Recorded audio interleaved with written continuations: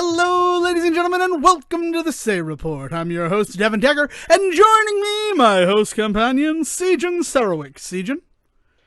Hey, everybody. What's going on? What's going on, Dev? You know what's going on, Sejan? What's up with what's going on? And I say, hey, hey, hey. I said, hey, what's going on? What's going on is that the more things change, the more they stay the same. Oh. Do you know what we were talking about? We were very happy for like a second there, and now it sounds like we're about to get very sad. Well, you know what I want to do? I just want to be sad off the bat and then go hyper happy. And I have so many good things to talk about in this episode. The first thing, before we get sad, right, and the more things change, the more they stay the same, Sejan, we Jenna Elfman'd ourselves the week off for 420.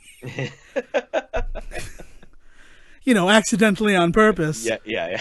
Oh, man. By recording that episode for Spider-Man No Way Home, while you were still in the infancy days of the big thing you had to deal with, and right as the film had come out, we inadvertently gave ourselves this nice time off to celebrate Easter with people and to celebrate the highest of holy days. And it was wonderful. So I'm really excited to have had that week to sort of rest and recalibrate. And I say rest, but honestly, if you look at the business channel in our personal Discord for the show, it's probably the busiest that it's been in a long time. Well, there's been some stuff going on lately. Yeah, it's been a week that we took off, and I'm actually kind of happy that we didn't get to report on half-truths and conjecture, because now we kind of know what happened and we're reporting on it for the show. But before we get to any of that, and there's some good stuff there, so there's some more negative stuff there, the more things change, the more they stay the same. And it was 13 months ago to the episode that I was very upset at a reality television program. Okay. And I was very upset at that reality television program because the snail, when they sang, sounded very much like Kermit the Frog. And the contract between viewer and producer of content was severed that day for Devon Decker when the masked singer revealed that the snail was Kermit the Frog. Which Kermit the Frog, being a Muppet, being a marionette puppet, I know Sejan says that's not the case, but I'm having fun today. I'm trying to have fun with a terrible thing that Sejan brought to my attention, and I was fully willing to ignore until Kermit the Frog, by the nature of being a Muppet, is already kind of a masked singer. Because you don't know the person who's singing, so they mask the masked singer. And then, going one step beyond that whole thing is the fact that there are puppets in Hollywood where the whole conceit of them is to treat them like they're real. Notoriously, Alf, Gordon Shumway, the creator of that show, wanted Alf to feel like a real thing, like that Alf really existed. And that's one of the reasons why Alf, in the early days of the sitcom, had a lot of appearances on other shows like David Letterman or Jay Leno or really anything. Like, Alf was out there. But then they realized, oh, it's a fucking nightmare to put in a fake floor to have the Alf guy underneath us so that we can treat Alf like it's a real person. For this one bit. For one bit. Show that's not his show. It's not freaking worth it. And then when Alf was out of the limelight after that first year where an alien life form captured not only our hearts but our minds, and cats were not safe in America again for the first time in, I believe, 40 years, give or take, is one of those situations where Alf just kind of fizzled away. But, sorry, Alf, always the conceit was Alf is a real thing, right? Kermit the Frog, I don't think I was ever supposed to believe that Kermit the Frog is someone that I could run into at Shaw's or be on a plane with and fanboy too hard and then Kermit fights me. Are you kidding me? That's the entire concept of the Muppets. They are an acting troupe. They're an acting troupe, but I feel like they're an acting troupe in their own parallel universe. No. where frogs and What? pigs can talk and live and How love. many Muppet movies have you seen? All they ever do is run into celebrities in our world and make references to things that happen. No, the conceit has always been that the Muppets are real. Not for me. I guess not for me. Well, then watch the Muppet movie and hate yourself. I love the Muppet movie. I watched it every Saturday from 2007 to 2008. But the Muppet movie, stop. We were supposed to believe that the Muppets are real because it's not just the Muppet movie. It's also Muppets Take Manhattan. I'm gonna have to stop you. I'm gonna have to stop you right here. The Muppet movie is encapsulated in a framing device that the Muppets are watching the movie that they made about how they got started in Hollywood. Implying that they are real and in our world watching the same movie we are. No, there's not a single human. If Steve Martin or the guy who played Doc Hopper, if any of them were also in the theater, if it wasn't exclusively Muppets in that theater... You need to openly admit right now that you understand that you are in the minority of people that didn't think the Muppets were supposed to exist in our world. For the first time, I admit it. I fully admit it. Okay. I feel like the Muppets are a parallel dimension, and when John Denver and Mark Hamill and all those people went to go be on the Muppet Show, they went through a Stargate-esque device to go to their world. Because it's not. I'm not even trying to be cute. Sesame Street. The entire idea of Sesame Street is that you do want to believe that one day you could go to New York and go visit. Oh no! Can you tell me how to get to Sesame Street? You're gonna have to find the Stargate device to go to Sesame Street, where humans, monsters live Devin, together. We do a pop culture show, and you are openly admitting a huge gap in pop culture knowledge that is going to make. It's not a huge gap in pop culture knowledge. It is the way that I choose to approach those particular bits of pop culture. Because, Sejan, I'm going to admit it, as a kid, TV was something that was important in my life, and I very much needed to be taught that this is television, it is not real. So anything that appeared on television... It is such a joke. It is such a joke of the Muppets that they are actually in our real world. To sit here and talk about how you never actually consider that to be possible. The only time it felt like the Muppets were in our real world was the 2013 show where Kermit the Frog was like, we have Dancing in the Stars sharing this building. Why don't you go over there and see if you can wrestle somebody up? And they get Tom Bergeron. It's on the original Muppet Show. And Kermit deadpans into the camera. You had an entire stage full of stars and you got me Tom Bergeron. I'm sorry. It's the just same jokes that they were making in the original Muppet Show. So I don't understand how jokes like that made you feel like they were real and jokes like the other ones didn't. They are literally the same style of humor. The Muppets, by the very nature of the fact that they were putting on a show, made me feel like they're fake and they're doing a show in their world. That is like the opposite of what that conceit is supposed to do. The acknowledgement that they are putting on a show is supposed to make you realize that they are real. Every coin has two sides, Sejan. No, that's not. A coin has two sides. That is a misconstruing of the fourth wall breaking. You're looking at the heads. I'm looking at the tails. No, you're like looking like up the tail's butthole is what you're doing. I don't know. I guess I personally I cannot believe that this is like a news to you. No, the fact that it's not news to me. The Muppets are supposed to be in our. You just said you never considered it before. You cannot act like that. I don't. Well, I know. I proudly say it. I proudly say that I don't think it like that. I had this exact conversation as my conceit as to why I was kind of okay with Kermit being in the snail. So, like, this is also not the first time we have talked about this. Well, your conceit was that it's scripted. You were all like, Kermit is in the snail because it's a scripted moment. Yes, and like, if it's a scripted moment, then obviously a fake Muppet is in the snail. He's supposed to be considered an actor. Like, Kermit gets billed as Kermit. Like, that is just that. Like this is ridiculous that this is like brand new to you. Kermit is Jim Henderson, and then the two other guys who did his voice, whose names I don't know. I'm sorry. It's who I am. I'm not ignorant. That. No, I understand the difference between real and fictional, and I'm fine with him being real within his world. But I don't think that world is my world. And that is the part that I go back to, what I said at the beginning, is that really at the end of the day, this information is just sad. I believe in whimsy in the real world. See, maybe I don't. No, I can't you really enjoy. don't. I can't This is enjoy like- ghost tours because I'm like, well, there's actually a reasonable explanation for everything you just told me Yeah, about you're that guy. this You're haunting. that guy in the group. Yeah, you're the guy that if you go to an escape room, you're like, well, if we just wait 45 minutes, they're just going to open the door anyway. Well, thanks a lot, Dev.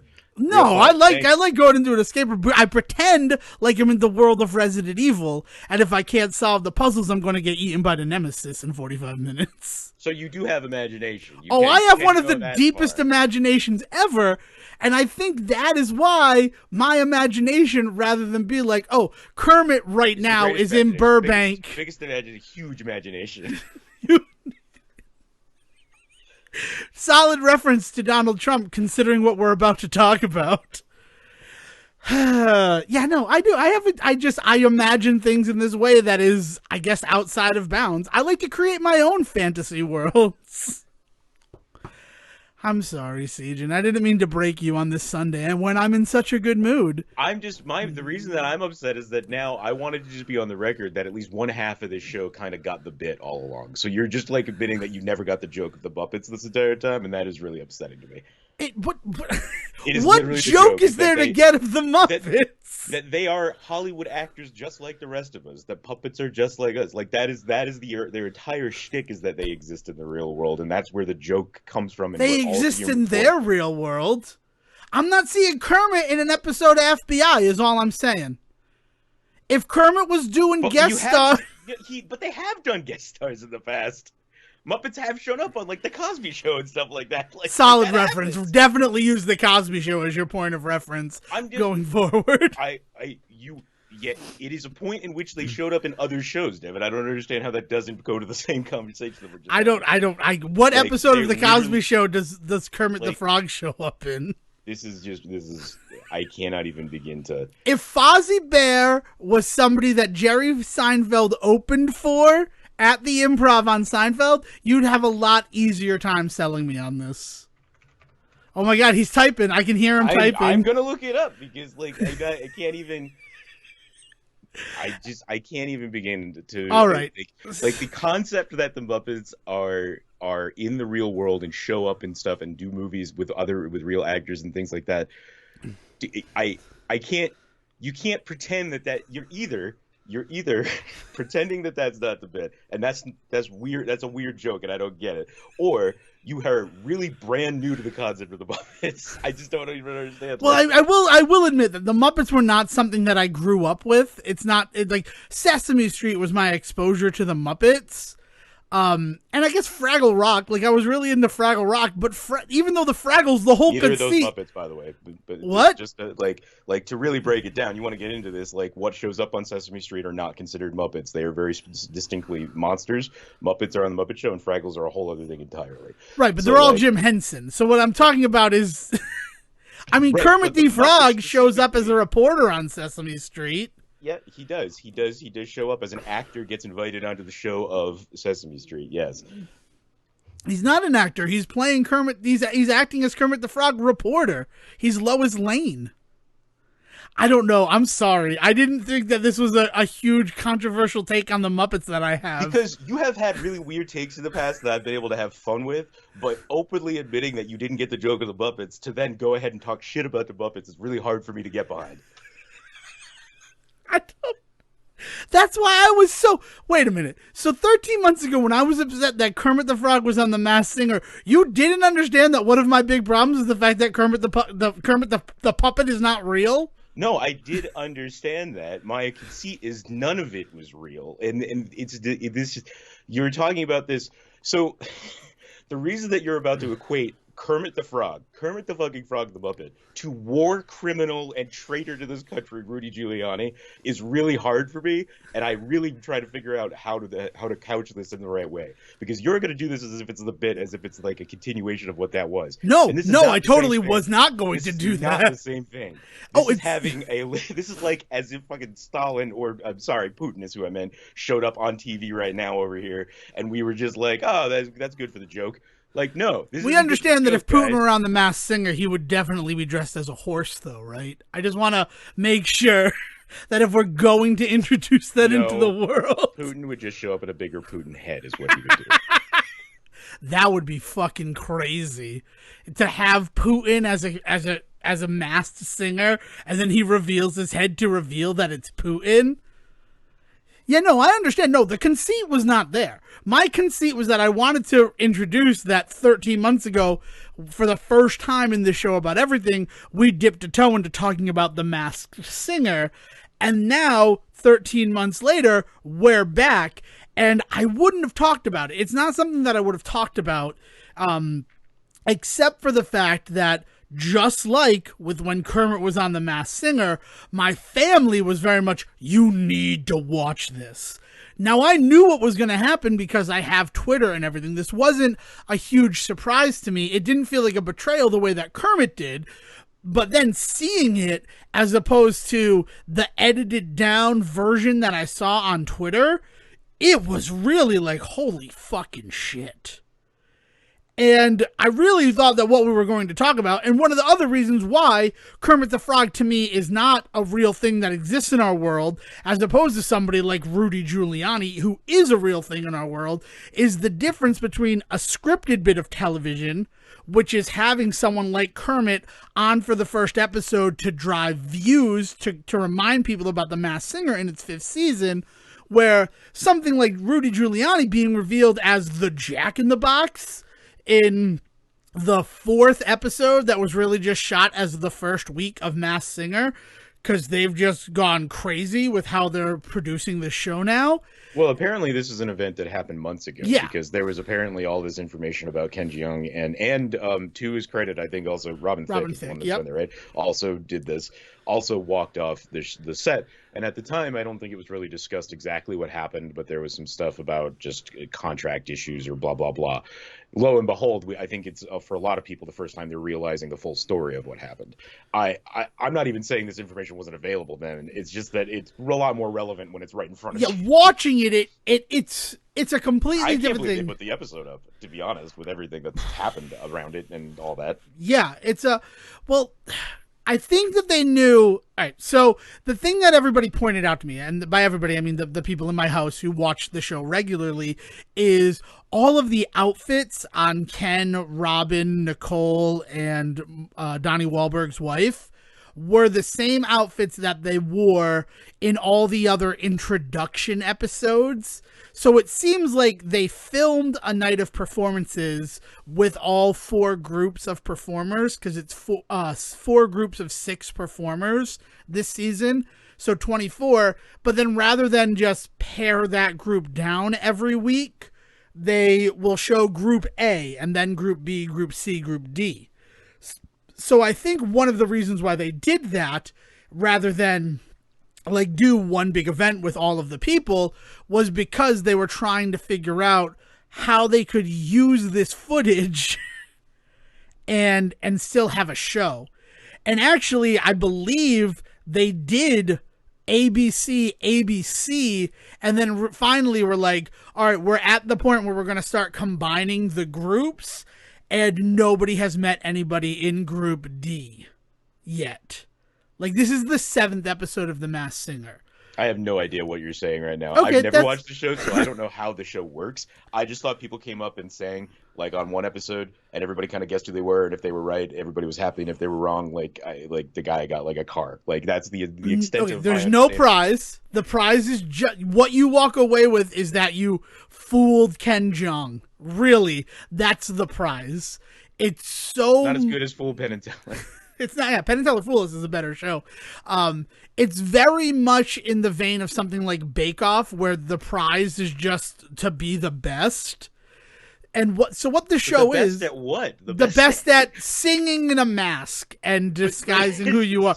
But okay, so what is that? But at least like Bake Off is like is a thing you then get to go home and like do for people to show them like, hey, like, yeah, like I won big, yeah, oh my god, this cake is so good, well thanks, I won Great British Bake Off. Like that is something that you can ride like for the rest of your life and keep doing. Like when is it going to casually come up that you own a furry suit that you sometimes put on? You don't own a furry suit to the point where like you won an award for it. All right. Here's the deal. The problem with Masked Singer, I don't know how it exists anywhere else in the world, but in America, they have married together a bunch of different reality show conceits It's Dancing with the Stars, but without dancing. Instead, it's singing. And since we're singing, it's going to be American Idol, where you have these characters and you get to know the characters. So, like, the kitten, for, like, just as a point of reference, I don't know if there was ever a kitten. It might have been the cat or something like that. The kitten, it has the same, like, little packages that American Idol would have, and it talks about how I started my life as a stray, making it in the streets. And it's that same, like, exploitative, pull at your heartstrings, make you care about this character bullshit that American Idol traffics in, but with these fake furry characters. Yeah, okay. So my thing about American Idol is you follow these people for a whole season. Are these characters around for a whole season? The characters are around for a whole season. So how long was the snail singing before you came to the... The snail was the first episode of Masked Singer. It was the first episode of Masked Singer. That is new information. Yeah. So was that the same deal here with the Jack in the Box, or so Rudy? So like I said, this was the 7th episode of the season. I'm fairly certain this was season 6, episode 7. So what they had done is shown off Group A, Group B, and Group C, and each group, as I said, is 6 performers. And then after they did ABC, they did ABC again. And then it got down to the point where, because once they get to a lower amount of people, they start joining the groups together, sort of like Survivor. Okay. So it's to the point now where characters who have survived from Group D would start intermingling with the other groups that have had people survive and move on to the next week. And you're not going to know the characters if we don't show this one episode where Ken Jeong is so disgusted by the fact that the show put Rudy Giuliani on the show, that he walked off set. So it like just it became this thing where like the way that the show works, if you're not connected, it's also all voting. It's just like American Idol, because you vote each week on who is best, and whoever gets the least amount of votes goes home. And those first weeks, it's the people in the audience who vote. So really, they get to put their thumb on the scale there if they have somebody who's there who they don't want to go forward. Like, it's the first episodes of The Masked Singer are the most produced episodes, which is why when you were talking to me about scripted television and Kermit the Frog, I'm like, yeah, it's fine to have a fictional character in that first episode because it's news, it's talked about on Twitter, it brings people to your show. Which is, again, why I think Rudy Giuliani, I don't think he's going to make the commitment to be in an entire season if people are loving him. So you have him come on, you have him sing, talk, bad to the bone, like he's in a high school production of The Music Man in Massachusetts, and then you vote him out, so then he goes away, but he's still got to do it. Yeah, I guess the thing that is like really upsetting and disgusting to me about this story on clearly like a very elemental level is like this isn't just somebody that you just like have a joke with. No, I think that's why, I mean, the stuff that you saw on Twitter of Ken Jeong being like, I'm done and walking away, he stood there without any of the physicality that Ken Jeong is known for as an actor. Like, stone-faced. You would have thought Ben Stein took over his body with the lack of, like, energy or physicality that he had at the reveal that, oh my fucking God, why is this man on this show? What is this about? And hearing the reasoning from Rudy Giuliani that he just had a granddaughter and he wanted to teach her that you can do anything. So he came on The Masked Singer. Like, God. it is ridiculous. It's not ridiculous, it's dangerous. It is scary and like dystopian on a level that like really is super uncomfortable, and like with everything that's gone on over the last 5 years now, like it feels like this was kind of a culmination point that we all kind of like missed because it was either so disgusting we didn't want to look at it, or like some people were straight up into it, and like I think we're going to look back on this moment and realize it was actually a rather important moment in history in the downfall of the American Empire. It was the weirdest thing to watch. So like I said, they have these little packages, right, to get you to understand the characters. And those have clues as to the actual identities of who's under the mask. And one of the clues to the fact that it was Rudy Giuliani was him saying, I like to sing in the spring, summer, fall, and winter, as a reference to the Four Seasons issue. Like trying to get in on the joke. Like it all felt like PR response to try to help his image along.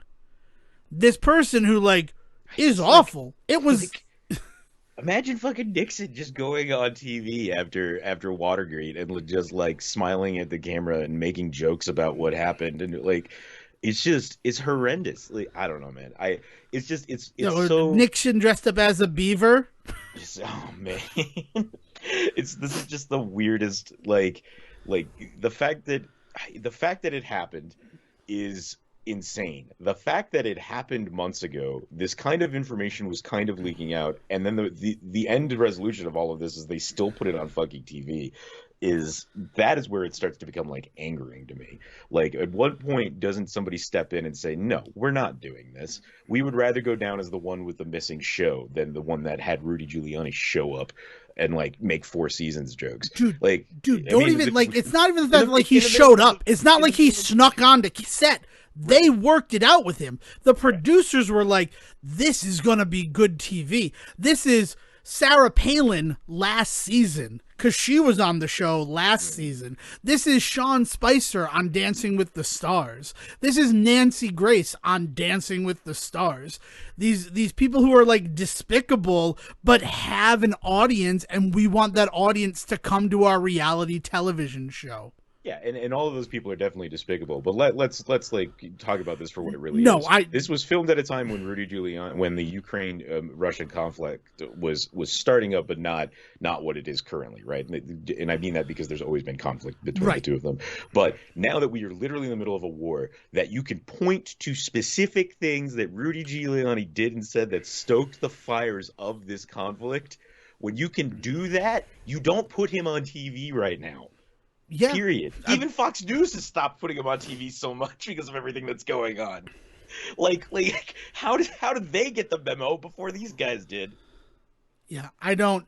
And also, you could just remove his sections of it. Yes. And the Jack in the Box had to go back to its home planet and died on the way. Just anything would have been better than this. Yeah, I mean but you know what it is? It's the type of controversy that gets people talking about the show.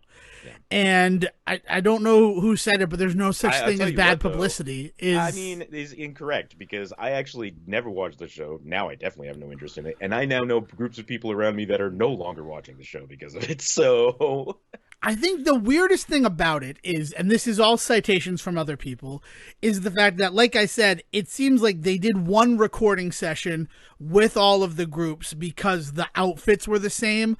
Like Jenny McCarthy had on the same outfit in the first A, the first B, the first C, and then this first D episode. And if that's not how it works, you correct me, but like this is how it was explained to me. Is that the groups are separated and like they held this one back. This was the time where we were going to finally meet the last 6 contestants. And then their outfits were the same as all that. So it seemed like they did one big recording session, probably like 4 hours in the studio, having all these people perform, and they had one wardrobe for it and everything like that. So then they get to the second episode, and Ken Jeong is still there because he was in those second episodes for the A, B, and C group.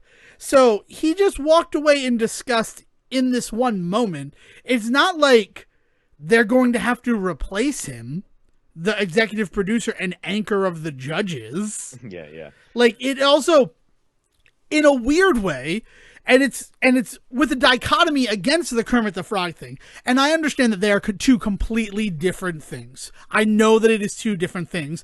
And by my own admission, the way that I understand the Muppets, I was always looking at them as two separate things. But the fact that the Kermit the Frog thing was clearly this scripted sort of thing for a first episode, And then when Ken walks away from the thing saying, I'm done, but he really wasn't done with the show. He was just done that night, done with the fact that they had given a platform to Rudy Giuliani, this despicable human being. But he still comes back, and we know that it comes back. So you almost wonder, knowing that they're not above scripting something to get views and eyeballs on the show, was this another one of those moments? Yeah, I mean, the way that I would choose to view it is that you start thinking that way and you're gonna Oh yeah, just it's like I'm just not gonna start thinking that way. like you can start thinking about it and being critical about every, yes, question authority, kids. That's not what I'm saying. What I'm saying is I don't have the brain space or the brain power or the heart to really be considering the idea that are they putting these scripted moments now on television for the likes of Rudy Giuliani. I just don't. Like, if that's what's happening, it's super gross. I cannot get behind that idea. Part of it is also because, as you pointed out, Ken Jeong's-on is like a huge producer on this show, right? Yeah. And I can imagine that at some point he could say, like, hey, don't tell me who's who because I want it to be a surprise. It'll be fun that way.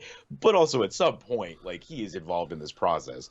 And, like, can you imagine who he must have called that moment he walked off stage? Yeah. I mean, like, it's just like the entire concept of like the behind the scenes of like how did this happen just is up in the air. Like, as opposed to something like the ad grab that is having a Muppet show up on your show in the first episode. Like, that is just like, you can tell me that that's scripted and I can be offended as I want because marketing sucks, but at the end of the day, who did it really harm, right? That's the problem, is the second that you're talking about the fact that people are literally getting hurt because of this human being, they should not be on this television show right now. That is a different conversation, and one that, like, I just cannot get into the idea that people would stoop so as to script that.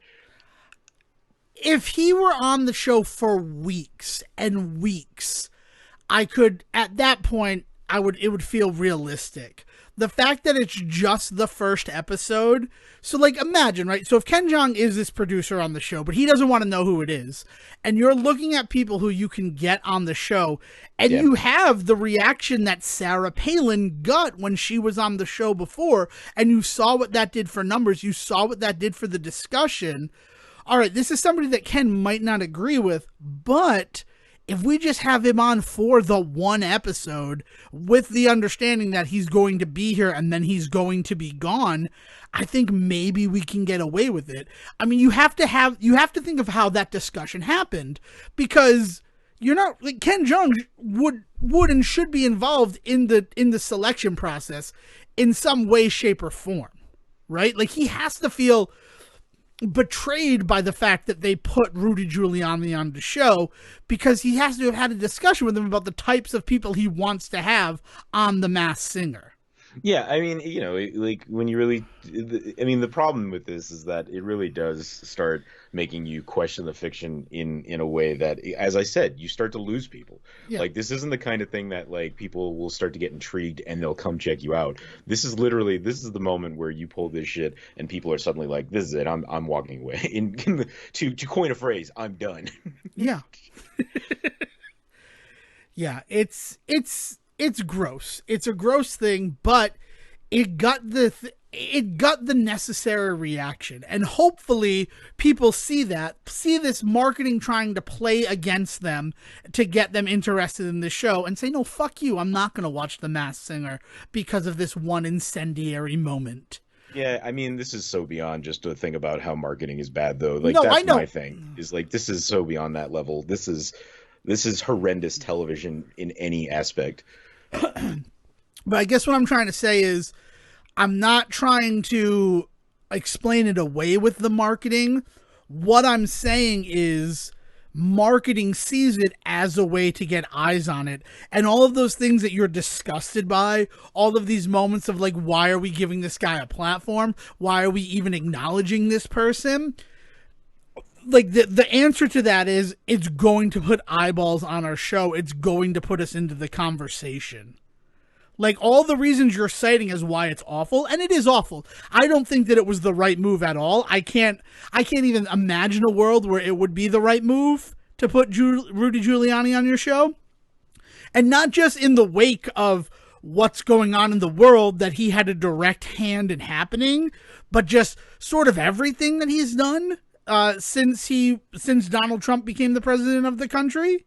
I mean, even before that, but yes, yes. Well, there was a time where, like, when he was the mayor of New York and everybody loved him, but then you want to have the conspiracy theory thing saying that really helped his image and it really helped the Republican Party. And there are plenty of documentaries that say that 9/11 was an inside job. So and I don't want to give any of those. I don't believe any of those. No, but the idea that he and other people in that particular party took advantage of a shit situation that the country was in order to boost their image and their numbers and their power is definitely numbers. Yeah, okay. Yeah. But, no, not just their. I mean, like their overreach. Yeah, like the way that they used a shit situation in order to give the government more power over our day-to-day lives. Right. The fact that I mean, like, but pointing out that maybe we should look back on that time and recognize that maybe what he was doing was taking advantage of his people being in a terrible place in order to get himself higher into the echelons of power here that we now see him in. Like, actually, that's not a big conspiracy theory. That's just what happened, folks. Like a lot of people took advantage of us when we were in a really vulnerable place for about 15, 20 years, and we are now reaping the results of that. Amen is what I have to say, because it's true. We are seeing the consequences of what happened. This is just not even. This is like Masked Singer having Rudy Giuliani on it has taken the fun out of everything for me. Plain and simple. Like, it is just like I was already not watching television, and like now I'm just like it's that thing where people will talk about how like they don't watch TV because they feel like not the people that are like it's the devil and we don't let the devil in this house, but the people that are just like, oh, because it rots my kids' brains, I'm never gonna let them see a television in their life, and then they get like pissed off when like they're over at grandma's house and they accidentally watch like 20 minutes of Oprah, like and there's this idea that like you're trying to save your kids from this stuff and you're trying to save the world from this stuff, and there is that righteousness that comes along with it, and I don't ascribe to that. Like, I don't like there are ways to monitor what your kids do, whether it's video games, movies, music, or even like the friends that they hang out with or the games that they play and stuff like that. Like, you can monitor that stuff but still let them do it. They have to grow up, they have to learn these things. So it's not that I feel like this is like a sign that TVs should just be excommunicated from the house. There's a real level at which there is so much irresponsibility in allowing this moment to happen that it makes me question all of that about whether or not maybe TV should no longer be allowed in certain homes. I mean, what really, and this all sort of folds back into what we were talking about 2 weeks ago in the terms of like entertainment has just been allowed to run rampant and there's no real oversight of what we're allowing to be broadcast into our homes anymore. Yeah. Like, I think something like Rudy Giuliani being on The Masked Singer because it's good publicity for our show, which, I mean, that's the only way that you can word it, right? How else do you justify something like that? I mean, that doesn't even justify it, but yes, that's clearly the reason. Yeah. It's just, it's not an excuse, but it's a reason. Yeah. And it's so, it's just like, I mean, everything that happened with Will Smith and the Oscars, right? And we really haven't talked about it that much, but why was O.J. Simpson being like echoed for his reaction in response to that? Because it was funny, but like also, why does his opinion matter anymore? Like, why is that somebody who we're giving the stage to, giving our time to? Yeah, I mean, dude literally turned around and wrote a book called "If I Did It." Like, what? What is happening? Yeah. Oh man, it's this weird space that I am currently finding myself in, where I am not happy about a lot of the states of like certain things in terms of like what's going on with like the business practices in the video games and movies. I mean, like, let's like drop the ball now about all the stuff that happened over the last week with Netflix and like the announcement of like losing like 30%, 35% of their subscribers, and like then immediately after that announcing things like price hikes and things like that. And there's even some like gray area in that where some people have some really strong opinions that I think are a little bit more uninformed than they care to admit as far as some of that stuff goes. But at the end of the day, plain and simple, there's been a lot of shit that's been put out on Netflix over the last 2 years, and I don't love it. I don't love paying a bunch of money for shitty stuff being produced and thrown at me, and me watching Netflix maybe once a week nowadays, as opposed to what I used to do.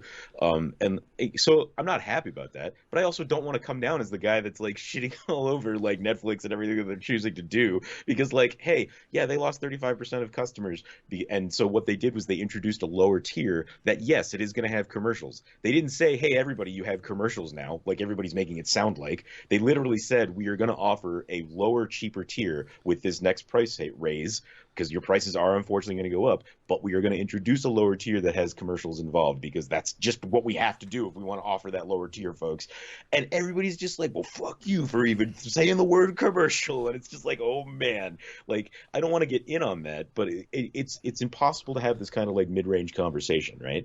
Of like, yeah, I don't love this thing, and I hate this thing, and I don't want this thing to be on TV, without sounding like, oh, you don't want kids to have TV? Like, it's just like, no, like, I'm a human being that can have complex thoughts in my mind. I can recognize that Kermit the Frog is a fake thing, and at the same time acknowledge the fact that he is supposed to not be a fake thing within the fiction. At the same time, I can hold both those thoughts and be okay with it.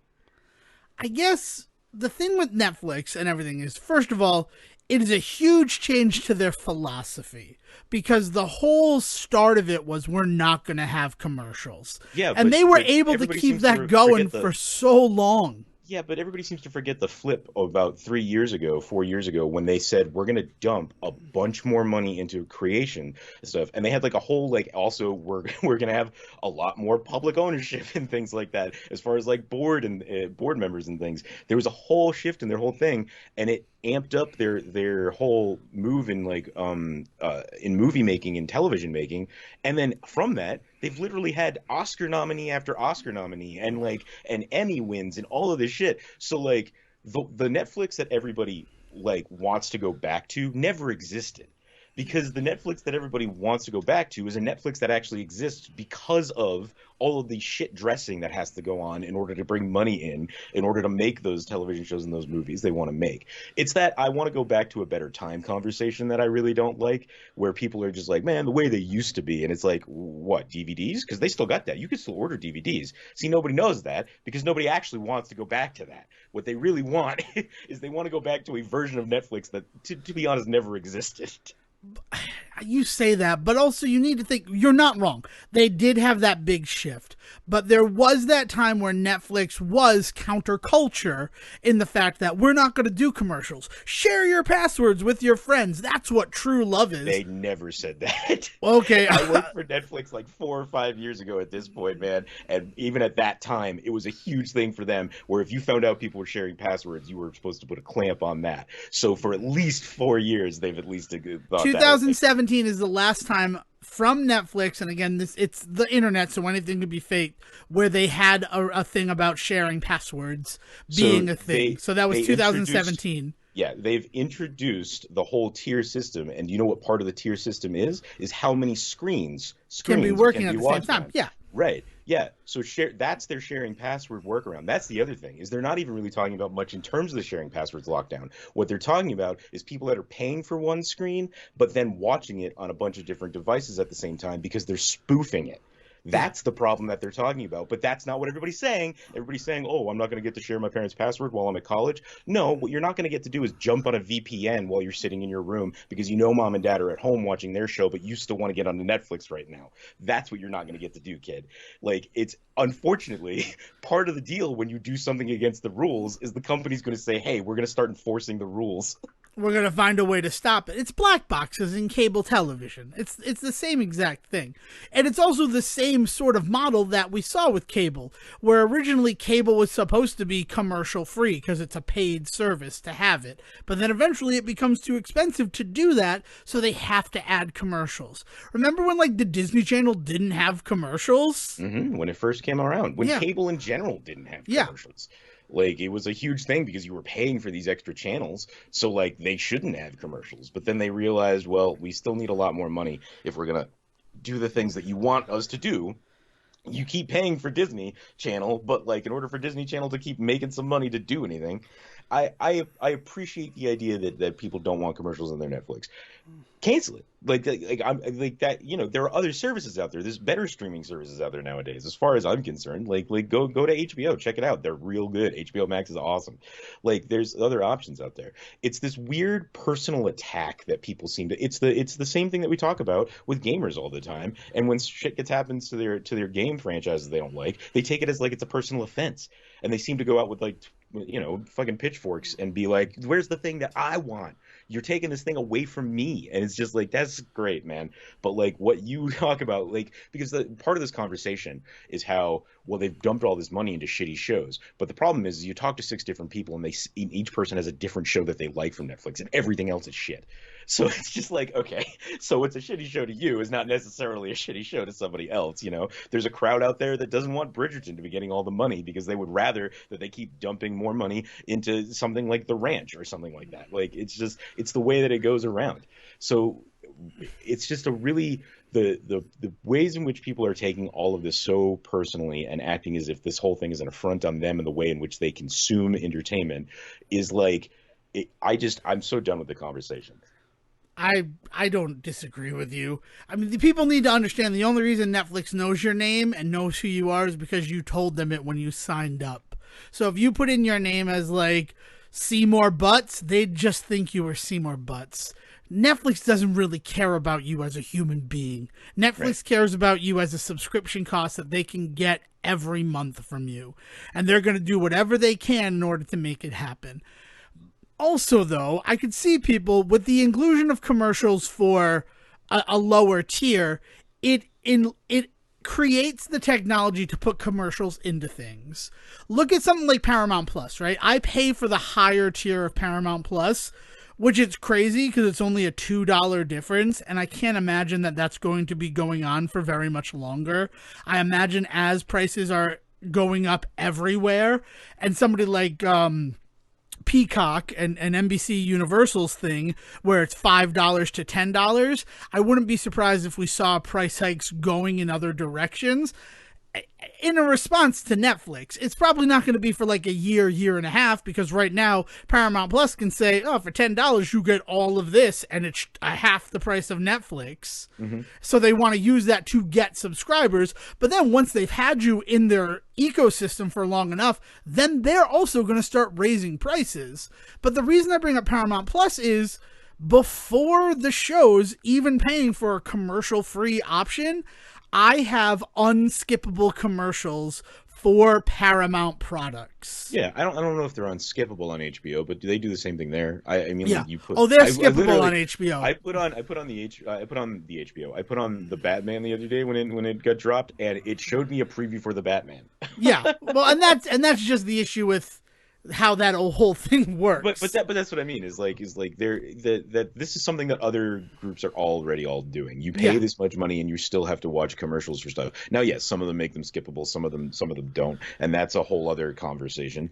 But there's that is something that you're talking about something that we don't know is going to happen though. I mean, if it happens, yeah, that would be shitty, and maybe they'll be skippable, maybe they won't be. But right now, that's literally not the conversation that's out there. That's not the information that we have. So getting mad about imagined things that might happen to you as a consumer is exactly the problem. Is nobody seems to talk about the thing that's actually going on and the ways in which it affects them specifically. Everybody seems to do is use it as a springboard to talk about all the other shit that they imagine is going to start happening to them now.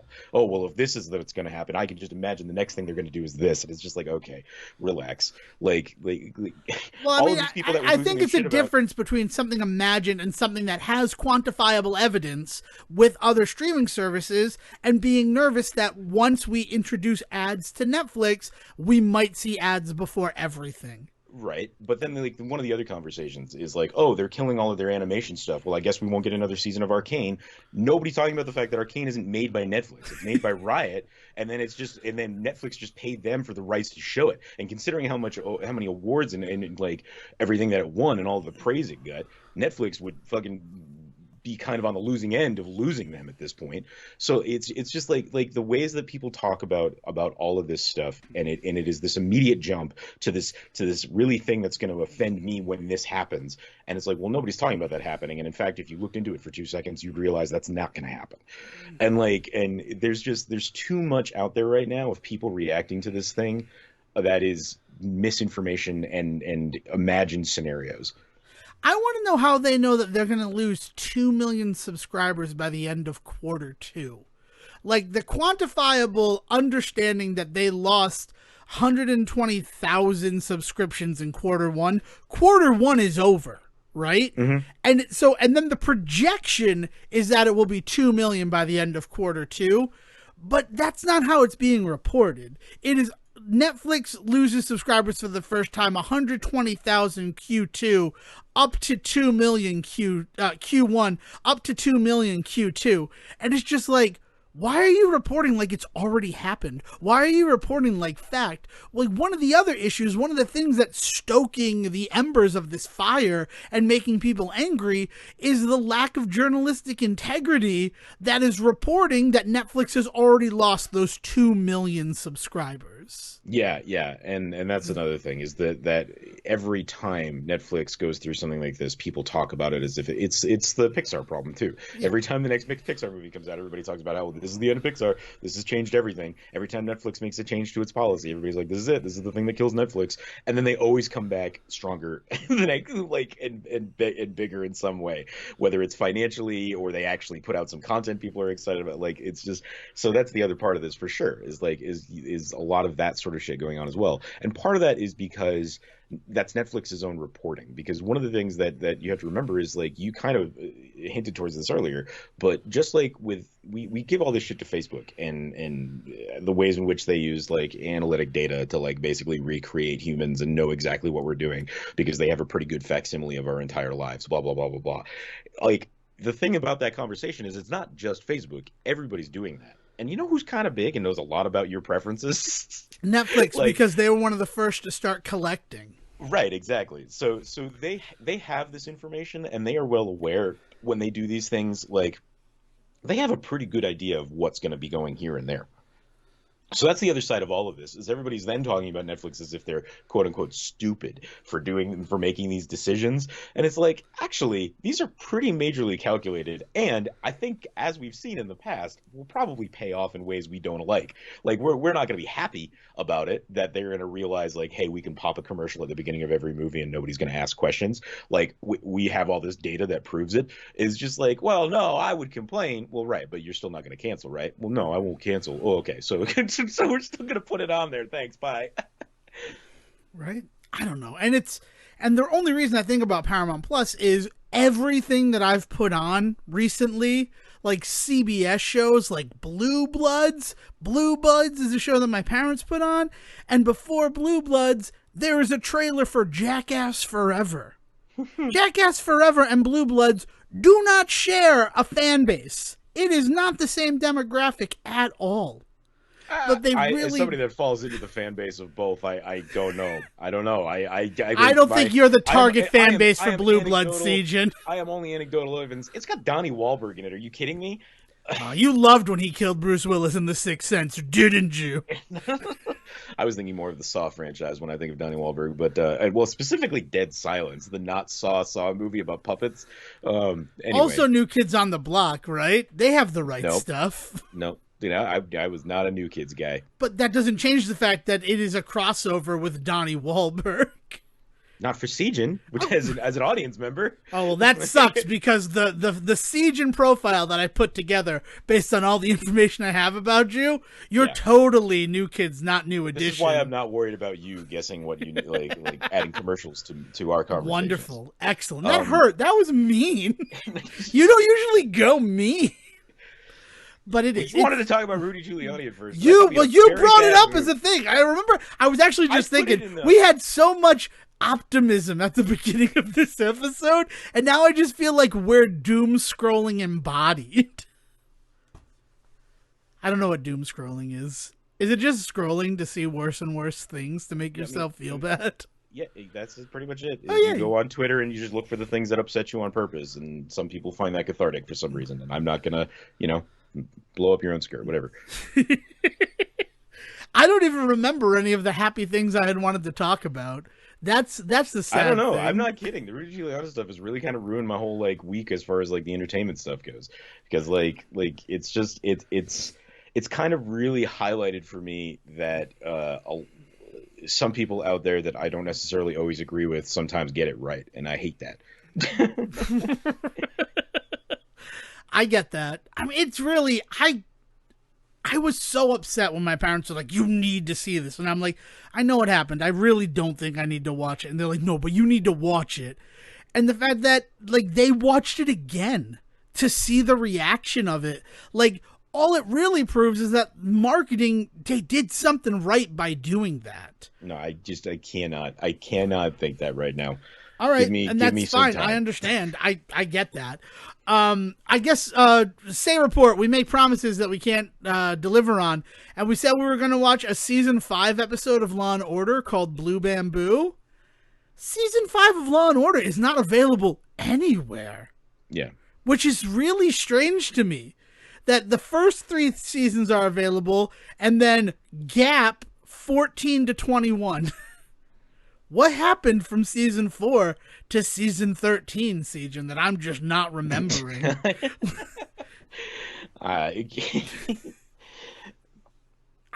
Is that an actual question? It's an actual question, yeah. I don't have an answer for that. Well, I thought maybe you could do something. I was disappointed because you see Law and Order and you see season 1 that I can go all the way back to season 1. I don't think it's a crazy assumption on my part to think that every season's going to be available if you have the first season available. Like an episode here or there is fine, but to have the entire middle of Law and Order just missing? Is it Chris Noth? I mean, Chris Noth was gone by season 4, so... I mean, is it just owned by somebody else right now? Like they might be licensed Oku out for or syndication USA or something like that. I don't... Yeah, TBS or something. Yeah, I mean, that's also gotta keep them guessing. You want people to come back for more later. Don't put it all up now so they can watch through it. I just actually had one of those work out for me. I've been watching Bloods on Hulu, which is a BBC series about EMTs, like first responders. Mm-hmm. And I was watching the first season, and I'm like, oh, I'm kind of sad. I'm at the last episode of the first season. And then that night, they put up season 2.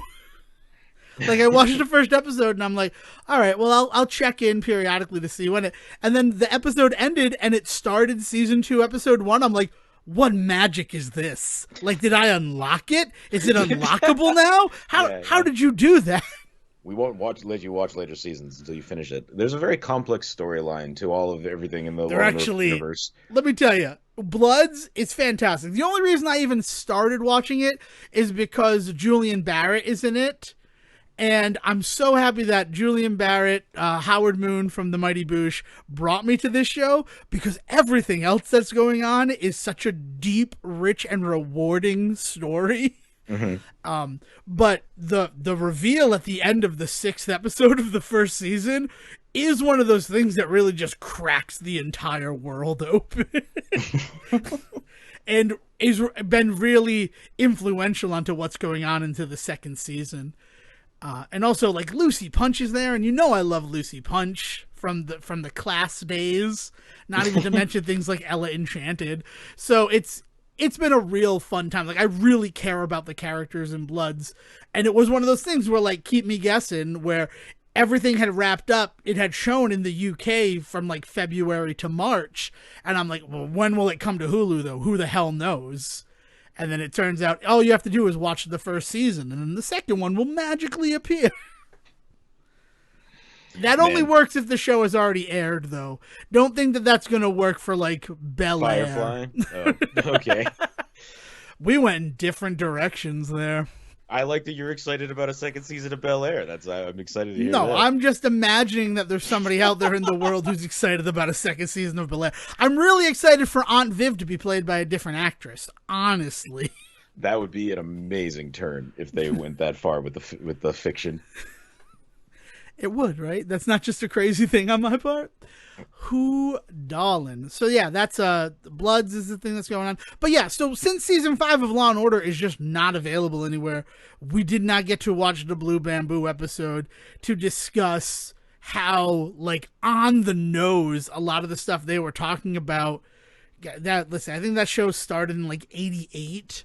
So 1993 Law and Order, what they were actually doing in the show, just like how relevant it was to the world we currently live in. I mean, yeah, I was talking about this the other day because we were watching Futurama, or what was it? Was it Disenchantment? It was one of the other Matt Groening shows, and we were talking about how it had a little bit of that appeal to it in the ways in which it kind of said some things 4 years ago that suddenly were true today still and all that. And we were joking about how The Simpsons always kind of gets that right. And then I kind of noted, I was like, well, part of that is just because like the world just never changes, which is unfortunate, right? And it's that same idea with Law and Order, which is like a whole other level of that, because this is a really dark version of it. At least with The Simpsons, you can like joke about it, but with Law and Order, you're like, nope. No, these people are still getting, attacked on a regular basis in some fashion. Is just what's still happening 30 years later is just sad. Yeah, it is. It's really sad. You know what's sad is the fact that SWAT. Now it's all propaganda, right? All of the shows that I'm about to mention are propaganda. And SWAT on CBS, which is in its 5th season, they are doing more to like present that not all cops are bad in that episode by having one of the officers like go back to one of his earliest callers and question, did I do everything right or did I just take the easy way out? And it has been an episodes long arc, like looking at how the justice system sort of forced this guy into a plea deal so that it would end everything. But then that plea deal put him into jail for the rest of his life. And because it was a plea, it cannot be overturned or challenged or appealed, even though now they found the actual person who committed that murder. But even with that and the evidence that they have, that guy still wouldn't get taken out of jail because in his plea deal, he said he did it. Yeah, I mean, that is definitely a thing that happens, and one hopes that this is a thing where what would happen at this point is somebody would come in like an authority figure, like a governor or something to that effect, and what's the word I'm looking for? Trump uses a lot. Yeah, there it is. Pardon them. Yes, one would hope that's it, but they won't even even though they have evidence of the person who did it and the person all but admitted it, and they have all of this stuff there, they're like, even with this information, there's really not much we can do because the guy already said that he's guilty. Like, they don't even want to persecute this person for the murder 15 years later, even though they used evidence that was not made public. in an on the record interview.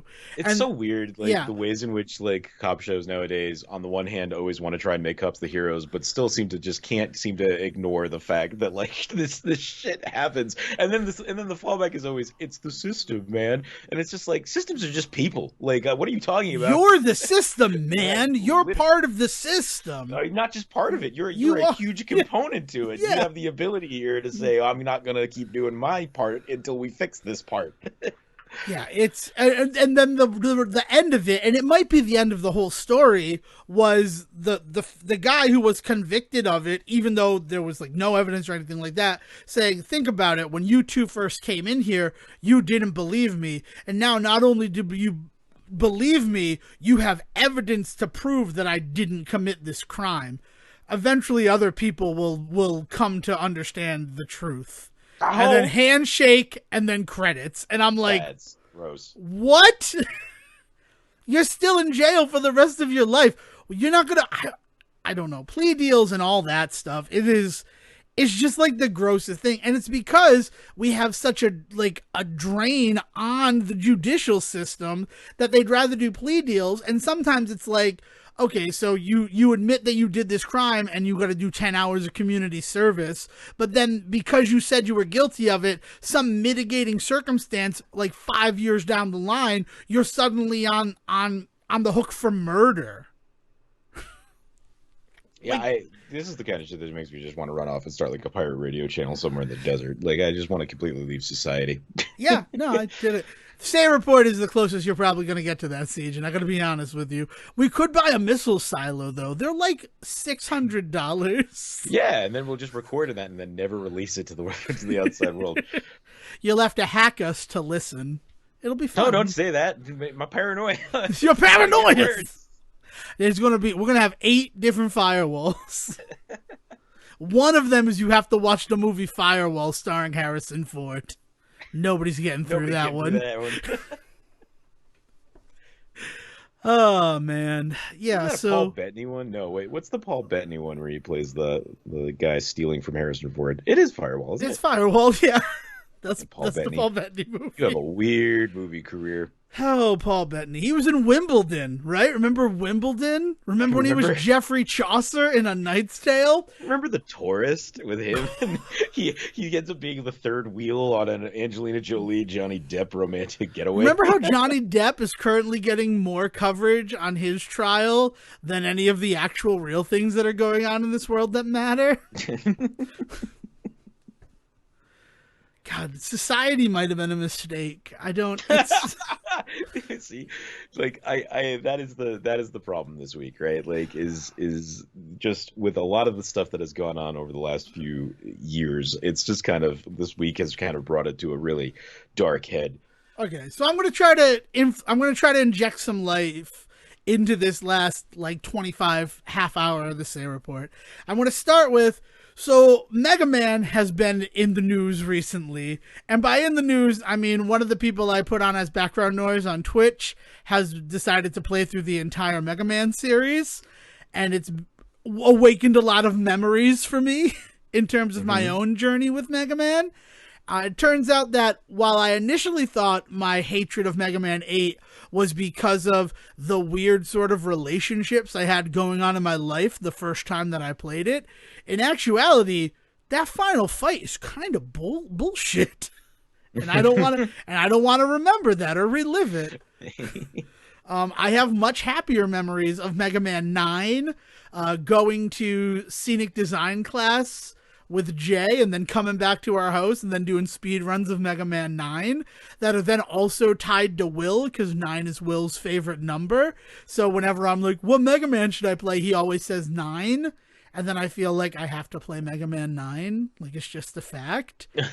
And then Mega Man 10 is a game that I was like so low after losing my job with Carnival Cruise Lines that I turned to Mega Man 10, and there was a challenge to get through the entire game hitless, like don't take any damage, and I learned 7 of the 8 Robot Master stages to get through without taking any damage, and then that 8th stage like just kicked me in the nuts so hard that I'm like, I'm never doing this again. And those are happier memories than what I have from Mega Man 8. But what I then went to, realizing that most of the Mega Man memories I have are kind of gross, I looked to ROM hacks, and I found this beautiful little ROM hack called Mega Man 4 Voyage. Yeah, that's the one you sent my way, right? Yeah, I sent it to you. Did you get a chance to play it at all? Or I mean, I don't know. What do you know about Mega Man? What does Mega Man mean to Seijun Saraway? Mega Man is Seijun starts it up. There's 9 tiles in front of him. He picks anyone at random, dies within 5 minutes, and turns off Mega Man. That's fine. That's understandable. That's about the history of Mega Man with Seijun. Mega Man, to me, like I always played Mega Man. It was a game that I played as a kid, but then in 9th grade, when emulation sort of became a new, exciting thing, all these people around me started playing Mega Man and using save states, so I suddenly had people to talk about Mega Man with, because they were finally experiencing the games the way that I had as a kid. But as a kid, I would just bash my head against the wall until I didn't die after 5 minutes. Yeah, I don't know. I've never Mega Man is one of those ones that's never clicked for me because like Mario, if I get into a Mario game and I'm dying and I'm dying and I'm dying, it's okay because I can figure out what I'm doing wrong and correct for it. Mega Man is a game that I can never figure out like how to correct for what I'm doing, and then it just becomes an exercise in frustration for me. I get that. There are times where I will run through a stage, again, without taking damage, and then that same stage, like a second time, I'll get hit by everything. Mm-hmm. There's something, and it's not necessarily like RNG elements, it's just the fact that, like, Mega Man as a game, you weirdly always approach it as a different type of player.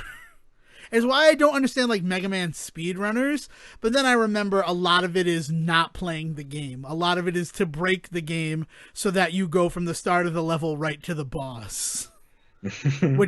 That's different than playing through the game the way that I did. But I do want to talk about Mega Man 4 Voyage because they did something that I didn't think was possible. And that was Mega Man 9 and Mega Man 10, while they look like the Mega Man games from my youth, from the late 80s, early 90s, they were made to play on the modern hardware at the time. So the Wii 360 and PS3. Mm-hmm. And those games, because of that, it was always like, well, these will not be ported to NES because it uses features and the way that the things are designed, it wouldn't work with the original hardware. But into Mega Man 4 Voyage, which uses Mega Man 4 as like a template, but then they add in a bunch of stuff, not only did they bring over enemies from Mega Man 9 and 10, they brought over some of the mini bosses. And I'm not talking like the mini bosses that are a hippo like from Mega Man 4. I'm talking mini bosses that are like 2 enemies on the screen with different patterns that they're following at the same time. Like the kind of stuff that would be impossible on a regular NES game. This person hacked into Mega Man 4. And that's impressive to me. Like it really does feel like a voyage. The fact that they're taking something from 2010 and making it work on original Nintendo Entertainment System hardware. And that impressed the crap out of me. Yeah, that's awesome. I mean, seeing people dedicated like that is always really cool, and having it pay off well is nice too. It's such bullshit, and maybe it's a 2022 thing for me to say this, but like to say we're not going to port these because the controls were just too weird is like we live in a world in which Nintendo is trying to put N64 emulation on the Switch. So like, don't tell me that. Give it a try. No. It wasn't necessarily. They're not going to port the full game, and there are moments in that game, like the Tornado Man stage. Uses an animation technique for Mega Man on certain obstacles that just straight up would not work on the NES. Like, they didn't try to create 2D games and live within that space. It's not like something like Shovel Knight, where Shovel Knight, they very much went out of their way to try to make a retro game for modern consoles.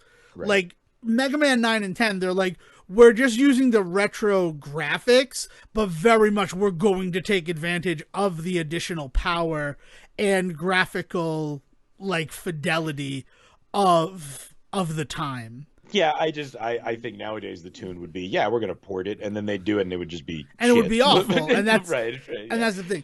But I mean, one of the other things that like 9 and 10 uses a lot of enemy spam, and to the fact that if you had more than 2 enemies on screen in a Mega Man game, the game would lag. Like you would have screen flickering and things disappearing. So I understand what they were saying at the time, where Capcom's like, we can't release an NES copy of this game. And of course it's going to come down to some guy hacking the game and realizing, well, there are elements of this that definitely can work in the game. Yeah, but that's what I mean, right? Is like you hear these guys that are in these places where they've got all the money and they've got the time and they're trying to figure out what to do with their next project, and you're just like, we would like another Mega Man game, and they're just like, yeah, no. And then they go and they what do you get? Mighty Number 9 instead. It's just like your Mega Mans, right? No. But then you get a guy that just loves the thing. It's just, you hear so often people talking about how it would be impossible to do this sort of stuff. And then you watch a guy do it 5 years later on his home PC, and you're just like, this. Again, it makes you kind of weary of listening to just these people just telling you how it is all the time. Yeah, because the only reason they get to tell you how it is because they're the ones in power. They're the ones with the control. Yeah. I don't know. Mega Man 9. Now, I have come to appreciate it because of all the various times that Will has forced me to play it. And I love you, Will. I'm not actually mad at you about that. It's just, I do feel like I should stop asking Will which Mega Man I should play. I'm just always hoping for a different answer. Okay. Okay, yes, but I'm going to point this out. I was wondering how he had been quote unquote forcing you to play it, and if what your story is that you're looking for a game to play, and that's what he suggests. It doesn't seem like he's strong on arming you that hard, man. Well, it's one of those situations where, like, well, I asked, so I should at least give it the old college try. It just sounds to me like you like Mega Man 9, and so you just keep asking him because you know that's what he's going to tell you to do. No, you know what it is? I'm hoping that he'll say something different, and he rarely does. Maybe Mega Man 4 and Mega Man 5, like those two, that adds up to 9. Maybe he'll give me 2 that add up to 9. Play 1 and 8. Next time you're looking for something to play, you go ahead and you play yourself Tom and Jerry the movie, the video game. There you go. Tom and Jerry the movie, the video game. What is that? What system is that on? It was a Super Nintendo game. All right, cool. I will add it because me and video games are kind of in a fight right now. Like, Elden Ring broke me in this way that, like, I don't give a fuck about Elden Ring anymore. And unfortunately, it's sort of expanded out to just video games in general. One of the reasons I'm so excited about Mega Man 4 Voyage is the fact that, oh my goodness, I feel good playing a game again. You know what? I did do something for Will, because I beat Mega Man 1 and I beat Mega Man 8 before looking for ROM hacks. And 1 plus 8 is 9. There you go. Oh man. Well, those are good times. I'm glad that you found some joy in the gaming realm. Oh, I'm a little mad at it right now though, because I thought that it was just going to be one Wily castle, and then Mega Man 4 historically introduced the 2 castle design, but then I'm like, oh, it's a ROM hack, and they've clearly put a lot into it. Maybe this is just going to be it. Maybe it's just going to be the 1 castle, and the levels were much longer than the castle levels in Mega Man 4. Yeah. But no, I cleared the castle, and then Wily showed, and he's like, while you've been in this decrepit old castle, I've been able to recreate a new one. I cannot. Your line of thought sometimes is just really throwing me today. Your entire point was, man, they've put so much work and love and care into this. There's no way they put more work and love and care into this, right? No, of course they did. Well, but I guess one of the reasons why I thought that is, historically, one of the biggest complaints about Mega Man 4, 5, and 6, and something that they went away from after 4, 5, and 6, was all of the padding of that additional castle. Right. So then you get to 7, 8, 9, and 10, it's just one castle that you go through. But it's a big castle. But it's a big castle. The levels are a little bit more substantial than the fact that Mega Man 4, the first time they did it, it really just felt like half a level boss, so that by the end, you had a full castle experience. Yeah. I am much more into like the stories of Mega Man than I am into the actual gameplay themselves. Because man, at what point do we get to Wily becoming a computer virus? Doesn't that happen eventually in these stories? So that's the Mega Man X series, and I feel like they tried to bridge the gap with Mega Man 10. They introduce Roboenza, which is a virus that only robots can catch. Yes. And awesome. And it is a belief and it's talked about that early Roboenza virus, which was created by Dr. Wily, is what would mutate into the Zero virus that sets off the events of Mega Man X. Which you eventually learn is him. is his soul. No, Mega Man X is the computer virus is Wily's soul, and you cannot convince me otherwise. Well, there's a Wily XP in Mega Man X2. There's a character that looks like a robotic version of Dr. Wily. Mm-hmm. Maybe it is his soul. I don't know. Maybe it's got some of his virus in him, so a little bit of his soul is in that robot, but his embodiment is everywhere in that universe. It's why he's taken over with his virus, which is him. Ridiculous, and I love it. Mega Man X, those are good games. Those are fun games up until like Mega Man X4, and then after that, those go off the rails like crazy. When you have games where if you don't finish the levels fast enough, you get a different ending. But like, it's crazy. Like, it's a weird thing to add to the Mega Man experience, which is sort of about trial and error until you figure out what beats rock in the rock, paper, scissors of the game. I don't know. But it's been a good time going back and playing those. And it's been exciting to be like excited to play a game again. So I will take Tom and Jerry the movie from SNES under advisement because I am looking for other games to play. It reminds me of a Mega Man game that somebody toned the fuck down so that Seijin could play it, thus making it a really boring game. Wonderful. That Yeah. you're really selling it is what I have to say. Okay. So then the other thing is I have to pat myself on the back. Seems like a great thing to do near the end of the episode. And the reason why I'm patting myself on the back, Seijin, is because I talked about how we're not going to see a Thor Love and Thunder trailer until Multiverse of Madness, and then the same damn day that our episode about Spider-Man No Way Home, in addition to a bunch of other stuff, they released the teaser trailer for Thor Love and Thunder. Because Marvel's marketing would rather make me look like an idiot rather than stick to the bad plans that they had already laid out for themselves. I've just got to just dive into your fiction whenever we start this show from now on, because this world that you have created is just too much for me. I'm so sorry. It's not really like that. It's fun to believe sometimes that you're the main character. I know that I'm not. I know that everybody is the main character in their story. But you kept talking about patting yourself on the back because you said this thing, and I know what you were getting at, but the thing is that you still stand to be correct about the fact that the final thing that we see at the end will be a trailer. Be a trailer for sure, and it might be a different cut trailer of some kind for sure, right? And all that blah blah blah. That's still not good. Like I think that you need to remember that you're one of the few people in the world that was sticking around for the entirety of credits before this sort of stuff happened, right? Yeah.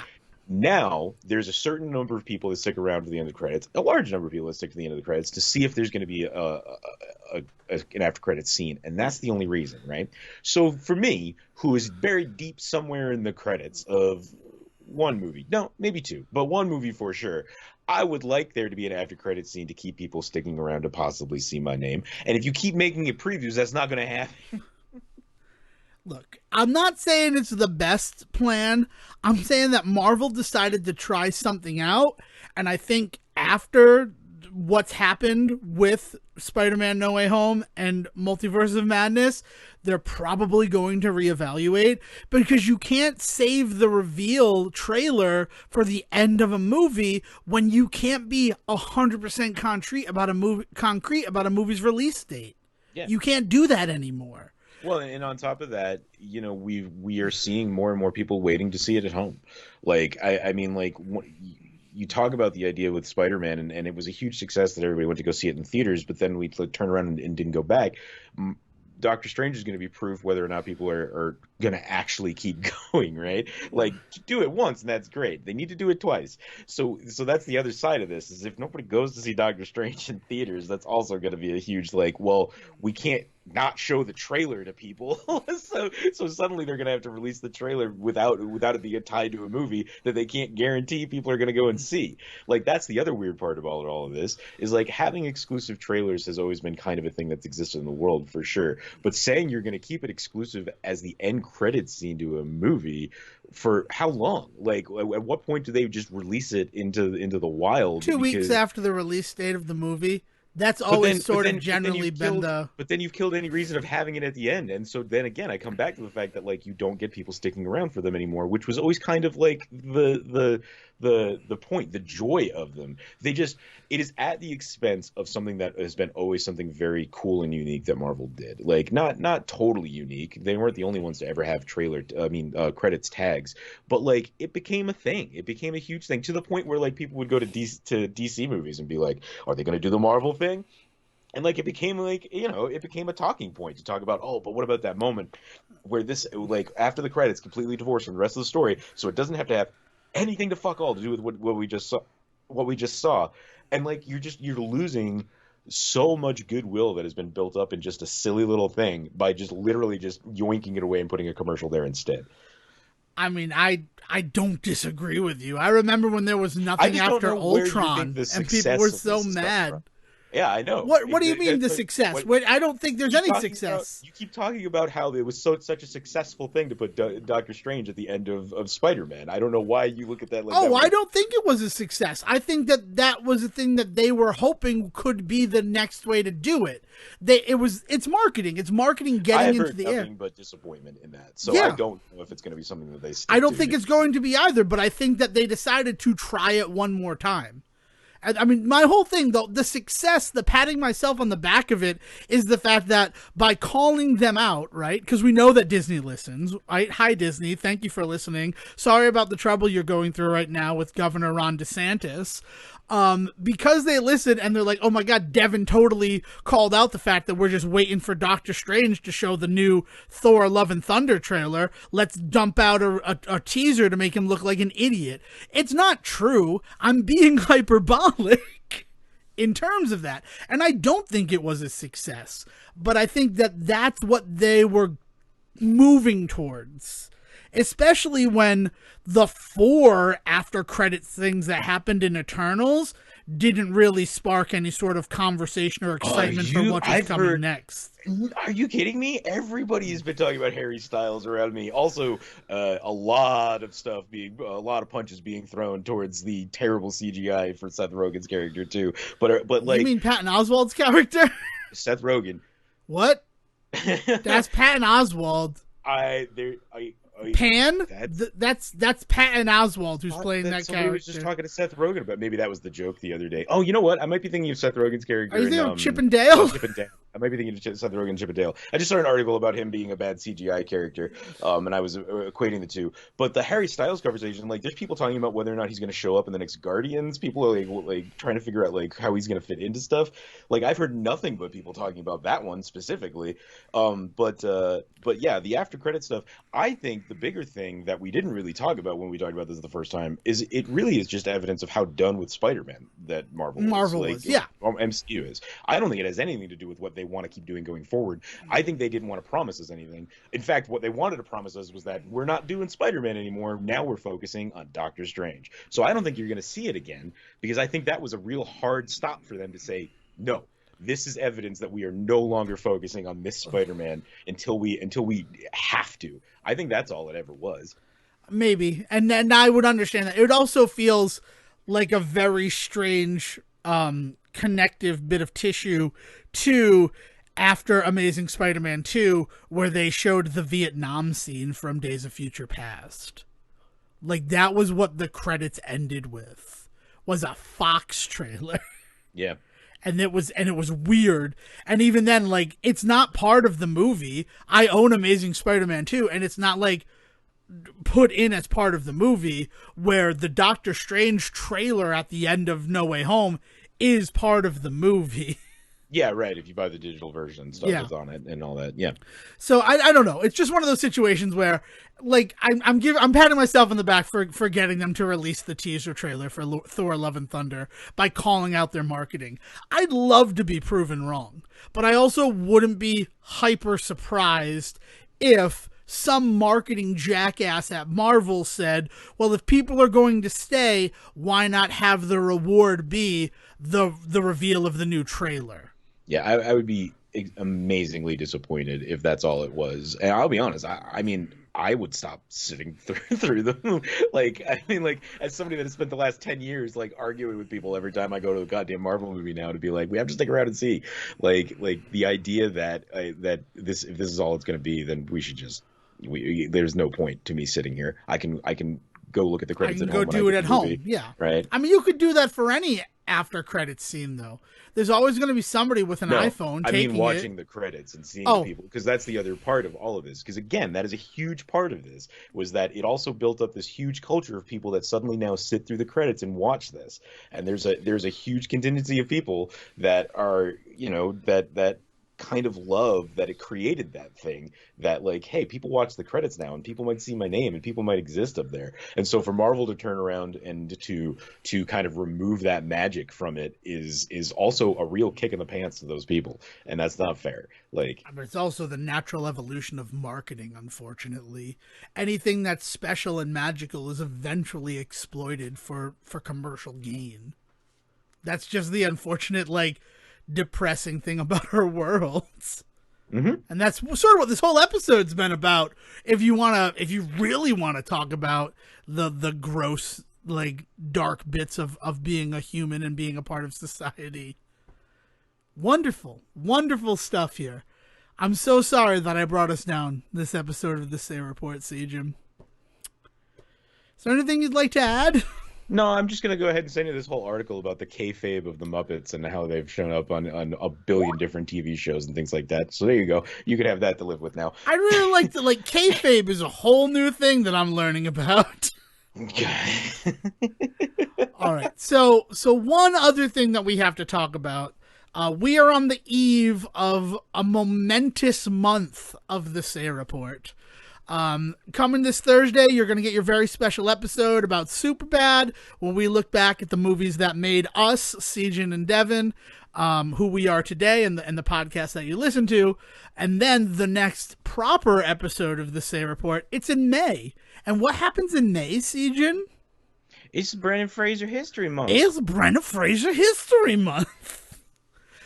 So we're going to go deeper, of course, when that starts, with how we're celebrating this year and everything that we're doing. But I guess as a little teaser, and to make sure that you're prepared, so you can just start listening as soon as Brendan Fraser History Month starts, we should probably let the people know the movie that we're going to be focusing on next episode, right, Jim?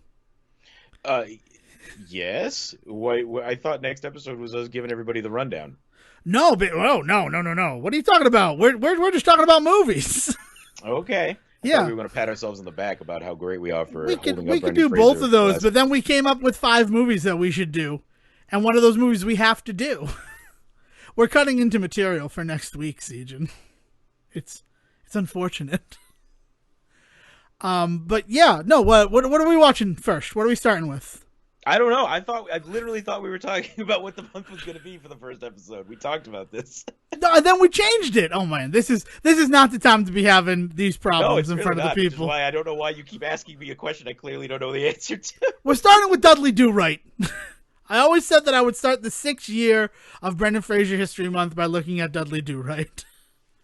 And then we'll have some other fun and exciting things to explore next week on the Say Report in celebration of Brendan Fraser History Month. I did this to myself. I know that I did this to myself as I sit here stewing in my own problem. I could edit all of this out, but I'm not going to. Just keep throwing pasta at a fucking brick wall, and I'm just like, oh? It's not sticking it. I feel bad about it. But I'm pretty sure the pasta's done. Anywho, if you would like to talk to Sejan about more optimistic things that he can set his gaze upon in order to weather the storm that is being part of society these days, he can be found on Twitter at Siege versus the World. And if you want to hit up Devon with any other Mega Man games that you think he should try that are not Mega Man 9, apparently he's looking for suggestions. You can find him at Devon D. Decker. All right. So until next time, Will, please bring us home. Thank you for listening to the Say Report with your host Devon Decker and Stephen Selwick. Please follow the guys on Twitter and Facebook by searching for The Say Report, and you can always subscribe on your podcast channel so this is delivered straight to you and you can enjoy it every week. With apologies to your mother, we'll see you next time.